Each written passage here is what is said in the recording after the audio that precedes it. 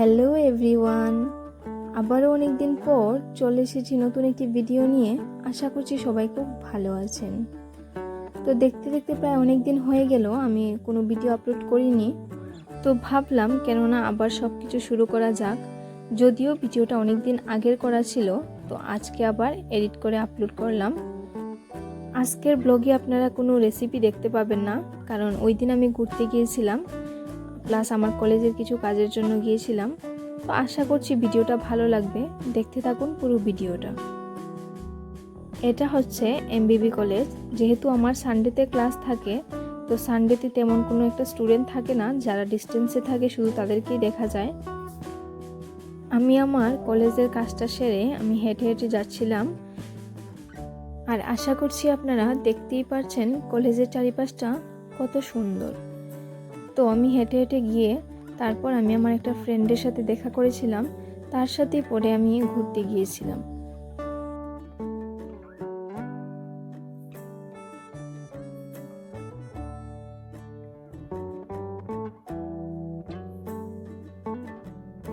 ওর সাথে দেখা করে প্রথমে আমরা চলে যাই শকুন্তলা রোডের দিকে। ভেবেছিলাম যদি কিছু একটা কেনা যায়। আশা করছি আপনারা যারা ভিডিওটা দেখছেন অধিকাংশই প্রায় ত্রিপুরা থেকে, তো সবারই প্রায় এই জায়গাটা চেনা। কারণ আগরতলাতে যারা যারা থাকে বা যারা যারা যায় শপিং করার জন্য বা অন্য কিছু, এই জায়গাতেই আমরা অধিকাংশ মানুষ যাই। সব কিছুই প্রায় এখানে পাওয়া যায়। তারপর চারিপাশের সব কিছু দেখে আমরা চলে গিয়েছিলাম ভি-মার্টে।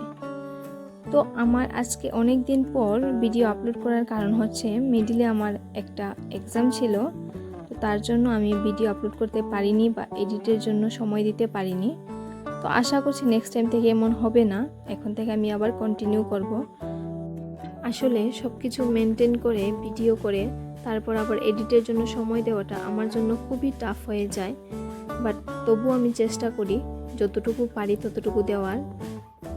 আর এই দিকে দেখুন, গল্প করতে করতে একটা ফুলের দোকানের সামনে চলে এসেছিলাম। আমার মতো যারা ফুলপ্রেমী মানুষ আছেন, আশা করি আপনারাও এইখানে গিয়ে আটকে যাবেন। এই দোকানগুলো থেকে চোখ ফেরানো খুবই কষ্টদায়ক আমি মনে করি, আর জায়গাটাও খুব সুন্দর।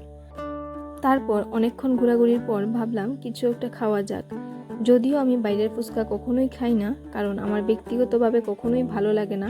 আমি কারোর উদ্দেশ্যে বলছি না, বাট আমার পছন্দ না। আমি নিজে বাড়িতে বানিয়ে খাই বা বাড়ির কেউ বানালে তখনই খাই। ফুচকা আমার খুবই প্রিয়, বাট বাইরেরটা আমার কেন জানি ভালো লাগে না। তো প্রায় 3 থেকে 4 বছর পর আমি বাইরের ফুচকা ট্রাই করছিলাম।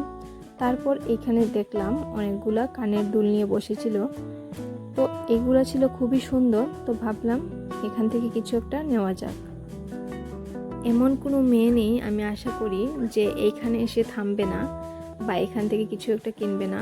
তো আমরাও ভাবলাম এখান থেকে কানের দুল নিয়ে যাই। আর আসলে কানের দুলগুলি খুবই সুন্দর ছিল, আর কষ্টও মোটামুটি একটা ছিল প্রায় 180। তো তবুও চলে, কারণ এগুলো খুবই সুন্দর। আর আমি কোনো কিছু একটা কিনতে গেলে সব সময় কনফিউজড হয়ে যাই, কোনটা নেব ডিসাইড করতে পারি না। আর এইখানেও অপশনগুলো এত ছিল যে আমি এখানেও ডিসাইড করতে পারছিলাম না কোনটা আমার সাথে ভালো মানাবে।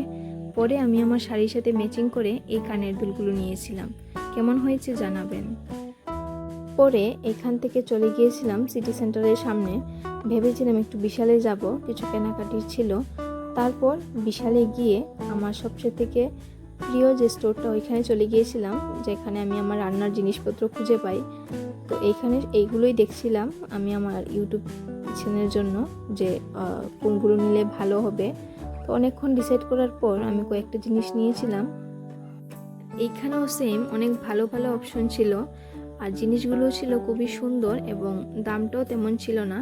তারপর ঘুরে দেখছিলাম যে আর কিছু পাওয়া যায় কিনা। এখানে ছিল ছেলেরা টি শার্ট, এগুলোও প্রায় ভালো ছিল। পরে আমাদের শপিং হয়ে গিয়েছিল, বিল করে আমরা বেরিয়ে গিয়েছিলাম।